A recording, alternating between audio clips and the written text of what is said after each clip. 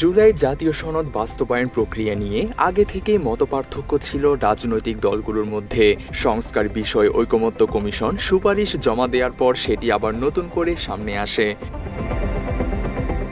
কমিশনের দেয়া সুপারিশে বাংলাদেশ জামাত ইসলামী ও জাতীয় নাগরিক পার্টি এনসিপি ইতিবাচক হলেও এর বিরুদ্ধে তীব্র প্রতিক্রিয়া জানিয়েছে বিএনপি। ফলে সংস্কার বাস্তবায়ন নিয়ে দলগুলোর মধ্যকার বিভক্তি শেষ পর্যন্ত কোথায় গিয়ে দাঁড়ায় তা নিয়ে আলোচনা চলছে রাজনৈতিক মহলে। বিএনপি নেতা সালাউদ্দিন আহমদ বলেন, জাতীয় ঐকমত্য কমিশনের দেয়া সুপারিশগুলো জাতিকে বিভক্ত করবে। দলের স্থায়ী কমিটির বৈঠকেও এই বিষয়ে আলোচনা করা হয়, তবে এখনো কোনো সিদ্ধান্ত হয়নি বলে দলীয় সূত্রে জানা গেছে।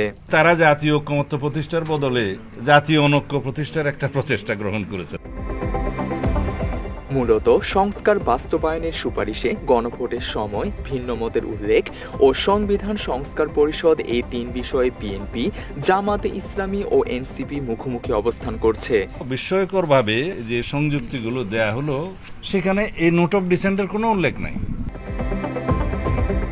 এই বিষয়ে জামাত ইসলামীর নায়েবে আমির সৈয়দ আব্দুল্লাহ মুহাম্মদ তাহের বলেছেন, নোট অফ ডিসেন্টের সাথে তার দল একমত নয়। তার মতে ভিন্ন মতের উপর কখনো সিদ্ধান্ত হয় না, সিদ্ধান্ত হয় সংখ্যাগরিষ্ঠের মতের ভিত্তিতে এবং এটি বিশ্বের নিয়ম। কমিশন যে সুপারিশগুলো করেছে সে ব্যাপারে তার দল একমত বলেও জানান তিনি। ফেব্রুয়ারিতে জাতীয় নির্বাচন হবে এবং নভেম্বরের ভিতরেই আমাদের গণভোট হবে। মাত্র 30% টাকায় জমির মালিক হয়ে নতুন বাংলাদেশের গড়ে তোলার স্বপ্ন দেখা বাংলা বসতি। জুলাই জাতীয় সনদে 84টি সংস্কার প্রস্তাবের মধ্যে 48টি সংবিধান সম্পর্কিত। এই 48টি সংস্কার প্রস্তাব নিয়ে গণভোটের সুপারিশ করেছে ঐকমত্য কমিশন। এগুলোর মধ্যে প্রায় 36টিতে কোনো না কোনো দলের ভিন্নমত রয়েছে। গণভোট বিষয়ে জামাতের প্রস্তাব, নভেম্বরের মধ্যে গণভোট আয়োজন করতে হবে। অন্যদিকে এনসিপি কোনো নির্দিষ্ট মাসের নাম উল্লেখ না করলেও তারা চায় জাতীয় নির্বাচনের আগে গণভোট আয়োজন হোক। তবে গণভোট ইস্যুতে বিএনপির অবস্থান অনেকটাই ভিন্ন। তারা বলছে, জাতীয় নির্বাচনের দিন গণভোট আয়োজন করতে হবে, এতে করে সময় ও ব্যয় দুটোই সাশ্রয় হবে। আমরা আপনাদের সাথে এই জায়গায় আমাদের একটু দ্বিমত আছে বা ভিন্ন মত আছে। গণভোটের মাধ্যমে সনদ বাস্তবায়নে রাজনৈতিক দলগুলোর মধ্যে ঐকমত্য হলেও গণভোটের ভিত্তি, সময় ও পদ্ধতি নিয়ে দলগুলোর মধ্যে ভিন্নমত রয়েছে।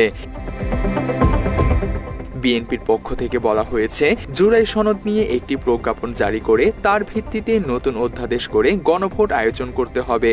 বিএনপি জাতীয় সংসদ নির্বাচনের দিন একই সঙ্গে গণভোট করার পক্ষে। তারা মনে করে এটি হলে আগামী সংসদকে আলাদা কোনো ক্ষমতা দেওয়ার প্রয়োজন হবে না, সনদ বাস্তবায়ন বাধ্যতামূলক হবে। প্রধান উপদেষ্টা তিনি সেটাই একই কথা বলেছেন, আমাদের সঙ্গে একমত।